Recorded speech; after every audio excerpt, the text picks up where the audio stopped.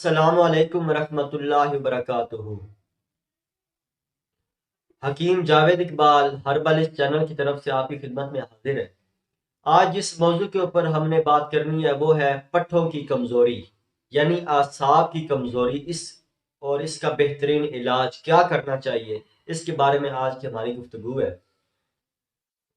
تو سب سے پہلے درود پاک نبی مہربان حضرت محمد مصطفیٰ صلی اللہ علیہ وآلہ وسلم پہ میں بھی پڑھتا ہوں، آپ بھی پڑھیں۔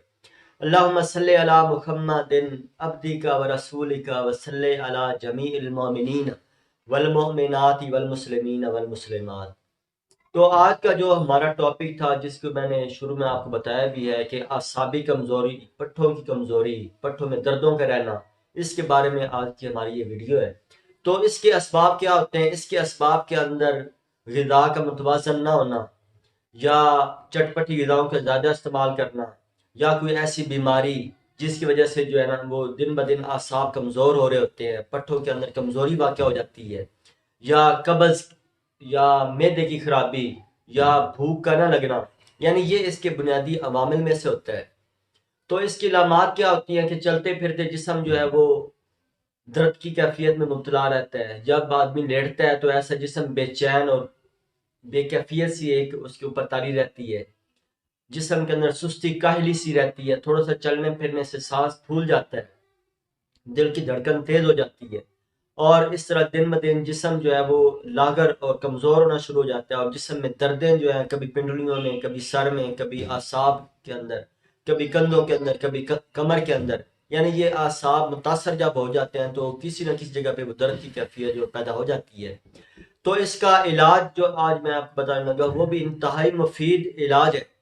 اس کے علاوہ آپ نے اپنی غذا کے پر خاص توجہ دینی ہے، بادی چیزوں سے اپنے آپ کو بچانا ہے، چٹپٹی چیزوں سے اپنے آپ کو بچانا ہے، زیادہ تلی ہوئی چکنائیوں سے اپنے آپ کو آپ نے بچانا ہے، یعنی صالح اور اچھی جو غذا جو ہے وہ آپ کھائیں، سوپ پیا کریں، چاہے وہ سبزیوں کا سوپ بنا کے پئیں، چاہے گوشت کا سوپ بنا کر پئیں۔ سوپ جو ہے یہ جسم کو طاقت توانائی دیتے ہیں، جس کی وجہ سے اعصاب کے اندر طاقت آ جاتی ہے۔ تو جو نسخہ میں بتانے لگا ہوں وہ بھی انتہائی مفید ہے، نسخہ اگر وہ آپ بنا سکتے ہیں تو وہ بنا لیں، انشاءاللہ بڑا ہی مفید ہے، اور اعصاب کے لیے تقویت کا باعث بنیں گے انشاءاللہ۔ جو پٹھوں کی اندر جو کمزوری ہے، انشاءاللہ وہ پٹھوں کی کمزوری دور ہو جائے گی، پٹھے ایکٹیو ہو جائیں گے۔ تو اس میں آپ نے کرنا کیا ہے کہ دار چینی لینی ہے۔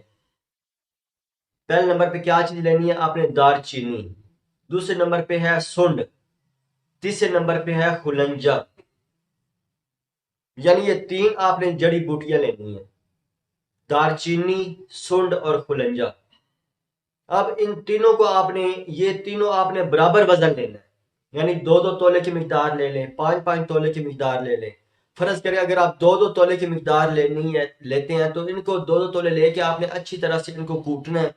کوٹنے کے بعد ان کو گرائنڈ کر لیں، اور آدھ پاؤ آپ نے خالص 1 نمبر شہد لینا ہے، اور یہ تینوں جو صفوف، جو جڑی بوٹیاں جو آپ نے کوٹ لی ہیں، ان کا صفوف پاؤڈر جو ہے وہ آپ نے اس شہد کے اندر ملا کے رکھ دینا ہے، یعنی اچھی طریقے سے آپ نے اس کو حل کرنا ہے۔ اور یہ آپ نے چھوٹا جو چائے والا جو چمچ ہے، یہ آپ نے صبح ناشتے کے آدھے گھنٹے بعد اور اس رات کو سوتے وقت، یہ 2 ٹائم میں آپ نے یہ چھوٹا چائے والا جو چمچ جو ہے یہ آپ نے استعمال کرنا ہے۔ انشاءاللہ یہ آپ کے اعصاب کو طاقت و توانائی بہم پہنچائے گا، انشاءاللہ آپ کے اعصاب جو طاقت میں آ جائیں گے، جو پٹھوں کے اندر جو کمزوری ہے وہ انشاءاللہ دور ہو جائے گی۔ اللہ تعالیٰ میرا اور آپ کا حامی و ناصر ہو۔ السلام علیکم ورحمۃ اللہ وبرکاتہ۔